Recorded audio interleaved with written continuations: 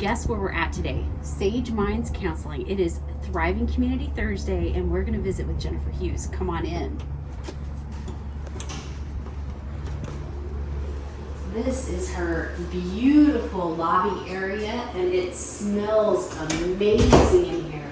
Jennifer! Welcome to Sage Minds Counseling. Okay, I've never been in this space before.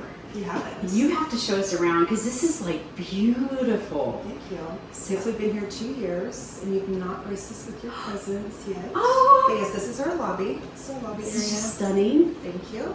and beautiful. And then here's one of our therapist office in here. I so wish we had smell-o-vision because it smells amazing in here. I don't know what you guys are doing, but it's like calm and quiet. Lots of essential oils. Oh, it's beautiful. It's beautiful. And we have 4 offices total. And here's our other one. It's more of a yellow office. Wow. Jennifer, can we pause and can I ask you a question in here? Absolutely. Like, how many therapists are here? So we have 5 therapists that are employed, including myself. 4 are full-time, and then we have a part-timer, and then we have 3 students on staff right now too. I didn't even ask you like what you do. So can you kind of explain that real quick? Yeah, so we're a mental health practice. So we're going to treat clients from the ages of 4 and up with anxiety, depression, OCD. I specifically treat trauma, clients who've had complex trauma, dissociative disorders. I'm certified in EMDR, and then I also do brain spotting, which is both are brain-based therapies. We have a therapist on staff that does play therapy. We have a therapist on staff who has a little niche where she was a collegiate athlete, and just this transition from high school to college was they were not prepared. She was not prepared for just that transition. So she's tried to get a little niche of her own where she's helping athletes that are going off to college prepare mentally for the toll that that's going to take on them. Where do you guys do play therapy? Oh yeah, let me show you. So this is another office that we have. Wow. It's going to double as both office, so we can still see adults and teens, and then we have our play therapy station over here that's got our kitchen and all the little different areas that you need for play therapy. And then we have our art station here for our teens and adults who are willing to get creative with us. So ages 4 through adult, specializing in trauma. Now we're friends, so we've talked before about what you do, and you, I have to admit, have blown my mind, literally and figuratively. But so for the first time, I viewed a lot of mental health as very soft science, but no, you it's very scientific what you do. Can you talk about that just a little bit? So the EMDR? Yes. Okay. Yes. Okay, what is EMDR? What does that stand for? It stands for eye movement desensitization reprocessing. Okay. So what you're doing is you're pulling up a memory while we're talking, and then I'm going to activate your brain. And there's a couple of ways that we can activate your brain. I can move your eyes back and forth. It has to cross the midline of your body. Or we have buzzers that you can hold in your hand, which vibrate back and forth also. So we're activating both sides of your brain so that we're able to get into where the memories are stored.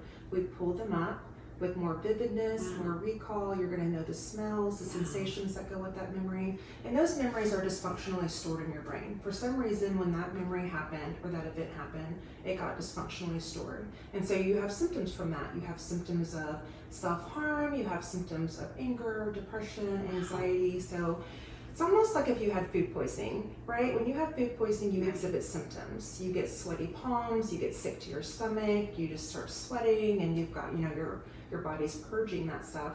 Well, that's kind of what trauma is. Your symptoms from trauma is your anxiety, your depression, all the things that come with that. So what EMDR does is it brings those memories to the surface, it pulls in adaptive information for it, and then kind of metabolizes it out.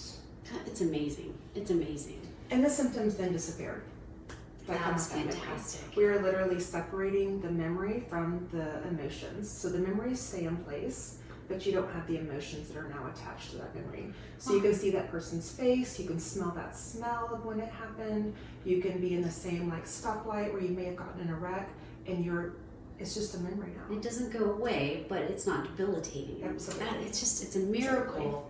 And it's more than a miracle. It's science mixed with just great people doing this. Okay, It's an amazing modality. It's my favorite. so would you consider that your specialty? Absolutely. And then it's you my mentioned, specialty. okay, so you mentioned another therapist her specialty is then working with athletes, transitioning. She also works with OCD disorders. Okay, Our play therapist also does EMDR. okay, And then I do EMDR with infants and up. So I'm trained to work with babies that come right out of the NICU and then up to any age. And then Jacqueline works with 4 and up with EMDR. And then we have a therapist that is getting her training in brain spotting, which I also do next month. So that's exciting. What is, okay, so explain brain spotting. So brain spotting is, if you've ever heard the phrase, where you look is how you feel. Yes. So sometimes you see someone like just, or us, like we just daydream and we're kind of just like staring off into space and we're just like reminiscing. Well, so if there are certain spots on your brain that are neural networks that have memories attached to it. So again, with moving your eyes, we're able to find those brain spots just by your eye dilating or either constricting, or it may flicker.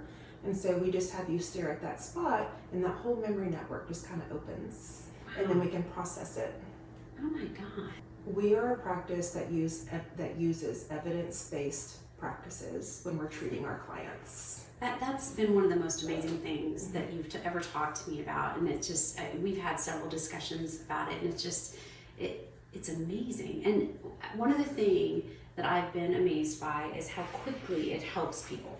Like, you know, that I have a son who's on the autism spectrum, and we've been in different therapies his entire life, and it just seems like it takes forever, to the point sometimes that I'm like, why are we doing this? And then some miracle happens. It's not a miracle, it's therapy kicking in, right, and working.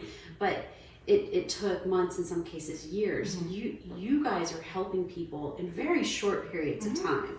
So that's one of the things about any kind of brain-based therapy, because you're able to get past just the language network in the brain. You're able to get to where the memories are stored. We're working from the brain from the bottom up versus the top down. So top down is going to be your talk therapy, is going to be your cognition area. But when you're working with the bottom up, you're working with the amygdala, you're working with the nervous system. And EMDR is proven to take a lot less time than what your traditional talk therapy would. So everyone's journey is different. Absolutely. There's no set time frame. We're not making any promises here. But what could be accomplished in 2 or 3 years of talk therapy could potentially be done in 6 to 9 months with EMDR. just amazing. Wait.